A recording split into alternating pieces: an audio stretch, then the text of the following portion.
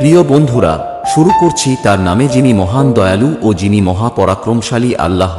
মহান আল্লাহ পাক এই পৃথিবী যেমন সুন্দর করে তৈরি করেছেন তেমনই করেছেন রহস্যময়। আসুন ছোট্ট একটি ভিডিও ক্লিপ দেখে নেওয়া যাক। মনে হচ্ছে বরফের জাদুর একটি আঙুল ধীরে ধীরে উপরে থেকে নেমে আসছে এবং এর স্পর্শে যা আসছে সব বরফের নিচে জমাট বেঁধে যাচ্ছে। প্রকৃতপক্ষে এটি একটি অস্বাভাবিক আন্ডার ওয়াটার প্রাকৃতিক ঘটনা যা কখনো কখনো অ্যান্টার্কটিক মহাসাগরে দেখতে পাওয়া যায়। এই ন্যাচারাল ফেনোমেনাকে বলা হয় ব্রাইনিকল।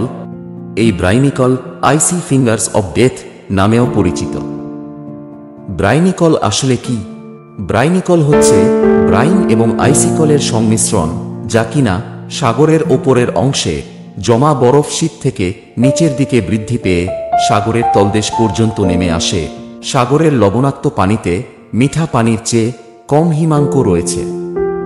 যখন মিঠা পানি 0 ডিগ্রি সেলসিয়াসে জমাট বেঁধে যায়, তখন আর্কটিক এবং অ্যান্টার্কটিক অঞ্চলে সমুদ্রের পানি -1.9 ডিগ্রি বা আরও বেশি ঠান্ডা হয়ে যায়।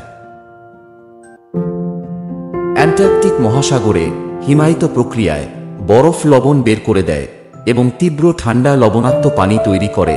এই তীব্র ঠান্ডা লবণাক্ত পানিকে বলা হয় ব্রাইন। লবণের ঘনত্বের কারণে এই ব্রাইন জমাট বাঁধে না। এটি সাধারণ সমুদ্রের পানির চাইতে ভারী, তাই ডুবে যায়।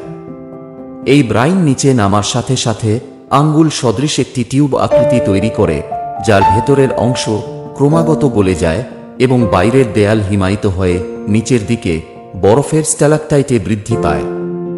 এই প্রক্রিয়া খুবই জটিল। এই পুরো প্রক্রিয়াকেই বলা হয় ব্রাইনিকল।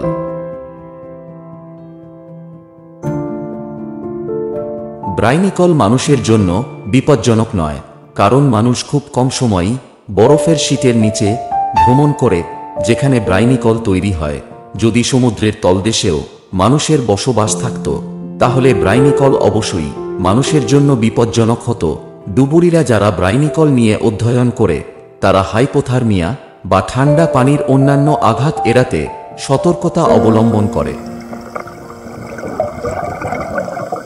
প্রিয় বন্ধুরা, এই ব্রাইনিকলের ঘটনা প্রথম 1960-এর দশকে পর্যবেক্ষণ করা হয়েছিল, কিন্তু 2011 সাল পর্যন্ত চিত্রায়িত হয়নি এবং এখন পর্যন্ত সমুদ্রের তলদেশের এই প্রাকৃতিক ঘটনা সম্পূর্ণরূপে বোঝা যায়নি। আল্লাহর এই দুনিয়ায় জানার আছে অনেক কিছু। আসুন আমরা এই জানার পথের সাথী হই। এই রকম ইনফরমেটিভ ভিডিও সবার আগে দেখার জন্য এক্ষুনি আমাদের চ্যানেলটি সাবস্ক্রাইব করুন।